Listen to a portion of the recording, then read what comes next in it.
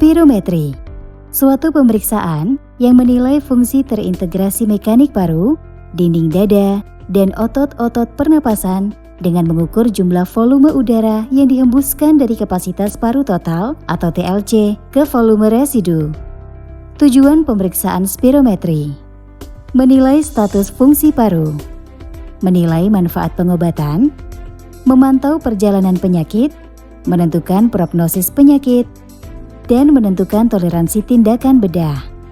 Indikasi pemeriksaan spirometri: 1. Perokok yang berumur lebih dari 40 tahun.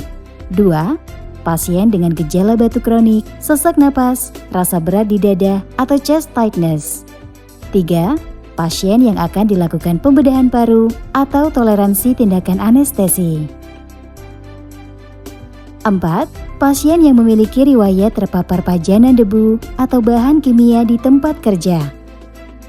Dan 5. Pasien asma, PPOK, dan SOPT untuk menegakkan diagnosis dan menentukan derajat keparahan.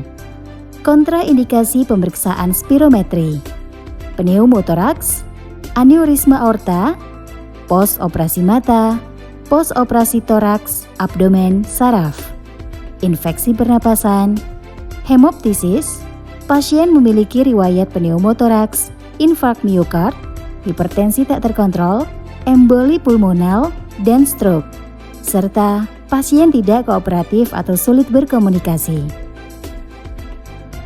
Persiapan pemeriksaan spirometri: alat dan bahan. 1. Kalibrasi spirometer.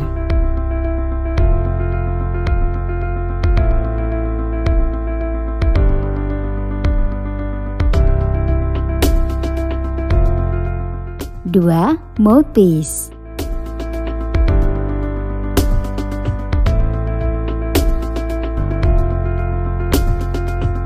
Persiapan pasien: bebas rokok 2 jam sebelum pemeriksaan.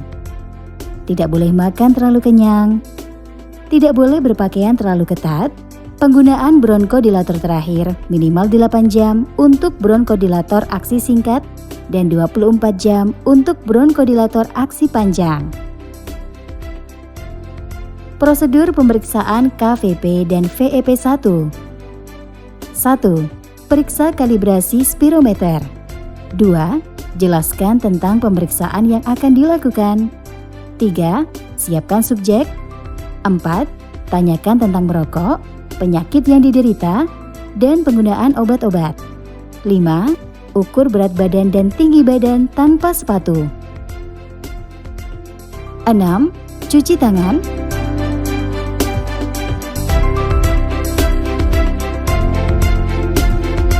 7.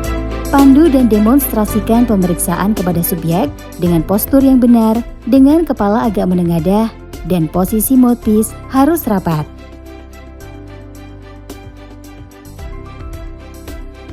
Prosedur 1. Menarik napas biasa 3 kali, diikuti dengan menarik napas dalam dan tuntas. Menghembuskan napas perlahan sampai tidak ada lagi udara yang bisa dihembuskan tanpa perasat paksa. Prosedur 2. Menarik napas dalam, lalu menghembuskan napas dengan kekuatan maksimal. 8. Ulangi manuver hingga didapatkan minimal 3 manuver dan umumnya tidak lebih dari 8 manuver. 9.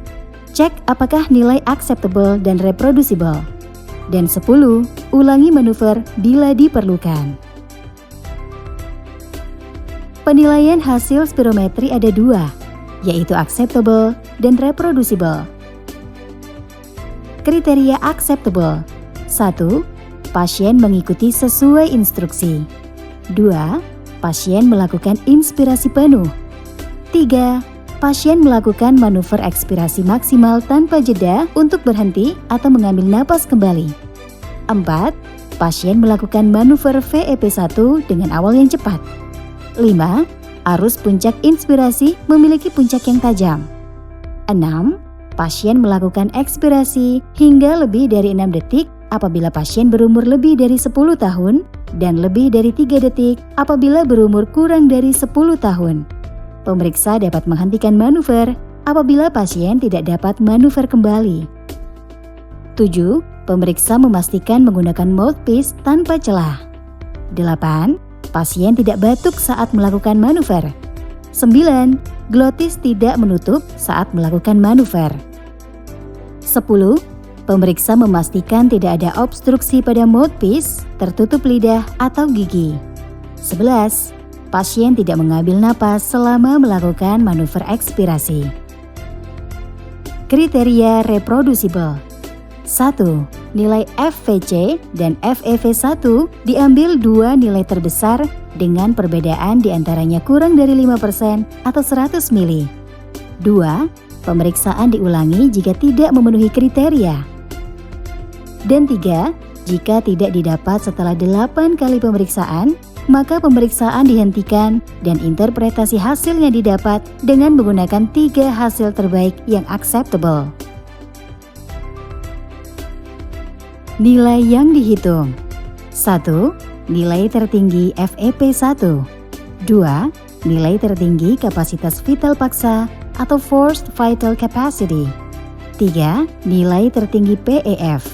Dan keempat, nilai PEF 25 hingga 75% yang merupakan penjumlahan nilai tertinggi dari FEP1 dan KVP. Berikut ini gambaran gangguan obstruksi.